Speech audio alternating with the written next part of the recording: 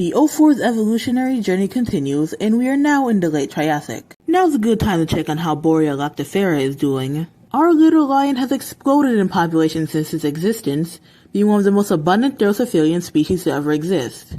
At least until the Ophaur came along. Being willing to eat anything from ferns to eggs to dinosaurs has really helped Bauriids take over the globe. Unfortunately, things will go wrong for Bauria again. This is the very end of the Triassic, and that means the Triassic-Jurassic extinction has begun. Maybe growing bigger wasn't the best thing for Bauria to do. And with that, the Bauria genus was gone. Forever. Sort of. You see, a smaller subspecies of Bauriids was able to make it by learning how to specialize. They became proficient at digging up cynodont burrows in order to consume the inhabitants. Eventually, they would have been practicing this habit for so long that they'd come out the other side nearly unrecognizable from their ancestors. A new genus, Cyonops. Named after the critter that started it all. Cyonops was a lot more carnivorous than its ancestors, but they still enjoyed munching on things that weren't a part of the small synapses that made up a majority of their diet. With mammals and their cousins being abundant, Cyonops was able to make it into the Jurassic period. Some of its descendants doubled down on their mammal hunting lifestyle, becoming extremely specialized for slinking into burrows. Others didn't go through any major specializations and kept a more generalist lifestyle. Cyonops also has an important feature, the beginnings of ear pinnae. You see, both cynodonts and advanced Therocephalians were beginning to reduce multiple bones in their jaw. This can be clearly seen with Bauria, where the mandibular takes up a large portion of the lower jawbone. Similar selective pressures led to similar adaptations, and as a result, Bauria Therocephalians have begun to evolve a mammal-like middle ear and pinnae. Even with all these innovations, Therocephalians are still in a tight spot.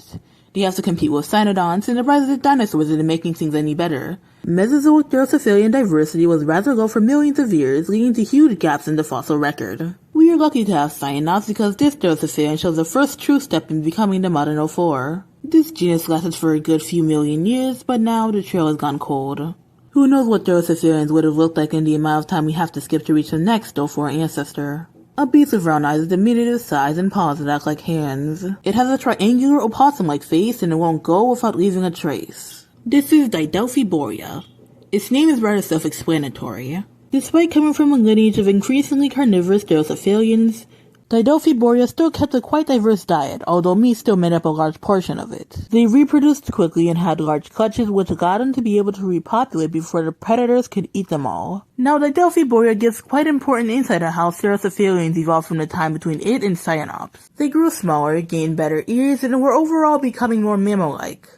But how did these things even compete with mammals? Well, the answer lies in their metabolism. Therocephalian metabolism has always tended to be lower than cynodonts, even with the highly active modern Ophaur. However, Didelphibauria had another trait that would have given it an edge when it came to competing for resources. The ability to lower their metabolism even further during harsher times. A very valuable trait that, though it wouldn't exactly persist beyond the Mesozoic, proved to be one of the determining factors for the survival of the Bauria lineage. Even with these small, seemingly insignificant creatures, new traits continue to arise.